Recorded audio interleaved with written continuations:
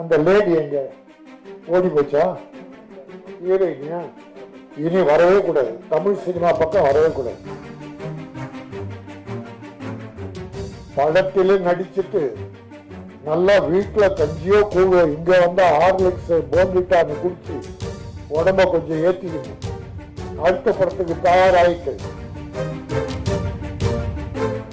இது ஒரு சின்ன படம் சொல்லவே முடியாது. சின்ன படமே இல்லை, நல்ல படம். செலவுகள் பண்ணியிருக்காங்க, ரிச்சா பண்ணியிருக்காங்க.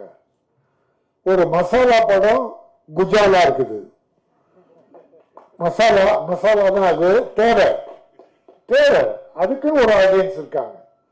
அது குஜால், அதையும் சேர்த்திருக்காரு. ஃபைட் பியூட்டிஃபுல், அருமை. ஒரு லேடியை வச்சு பண்ணியிருக்காரு.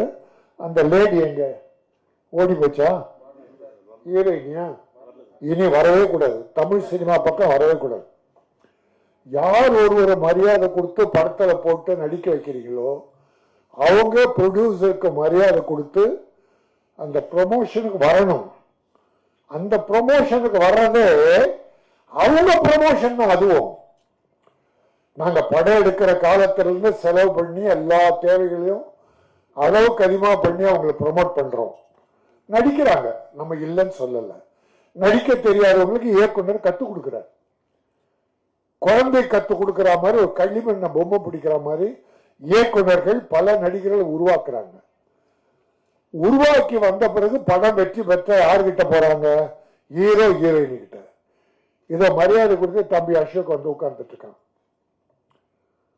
வராம இருந்திருக்கலாம். ஆனா இன்னைக்கு ப்ரொடியூசருக்கும் தனக்கும் நாம நடிச்சிருக்கோம், வரணும், கலந்துக்கணும். நம்ம ஹீரோயினுக்கு சிலர் மரியாதை கொடுக்கறாங்க. நம்ம எல்லாரையும் குறை சொல்லல. ஆனால் மரியாதை கொடுக்காது. ஒருவேளை அவங்க வெளியூர் ஷூட்டிங்ல இருக்கலாம். சிலர் அப்படி அவங்க கிட்ட தேதி கேட்காம நம்ம ஒரு தேதியை வச்சுட்டு அந்த நாள்ல வாங்கினா வெளி ஷூட்டிங் தான் வர முடியாது. அவங்கள நம்ம மன்னிச்சிடலாம். ஆனால் படத்திலே நடிச்சுட்டு நல்லா வீட்டுல கஞ்சியோ கூழோ, இங்க வந்தா ஹார்லிக்ஸ் போன்விட்டான்னு குடிச்சு உடம்ப கொஞ்சம் ஏத்திக்கணும். அடுத்த படத்துக்கு தயாராயிட்டு ப்ரமோஷனுக்கு வரலன்னா மிகப்பெரிய கஷ்டம்.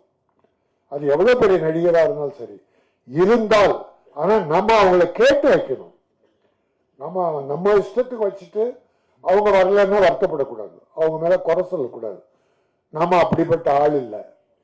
தவறு செய்கிறவங்க தான் கண்டிக்கிறோம், நல்லது செய்யறவங்க எல்லாம் பாராட்டுறோம். தம்பிய ஒண்ணு சொன்னாங்க, படம் எடுத்து முடிச்ச பிறகு எல்லாரும் தனியா விட்டு போயிட்டாங்க, இதான் சினிமா. அதுக்காக எல்லாரும் இல்ல, சில உயர் நண்பர்கள் இருக்காங்க, சில டெக்னீஷியன்ஸ், சில ஆர்டிஸ்ட், அந்த தயாரிப்பாளர் கூடவே கடைசி வரைக்கும் சிலர் தான், ஒரு 20% தான், 80% இருக்க மாட்டாங்க. கற்க கசடர கற்பவை கற்றவை நிற்க அதற்கு தக காலே இருக்காது. கால் பக்கத்துல கால் இருந்தா கா, அந்த காவுக்கு கால் உண்டு.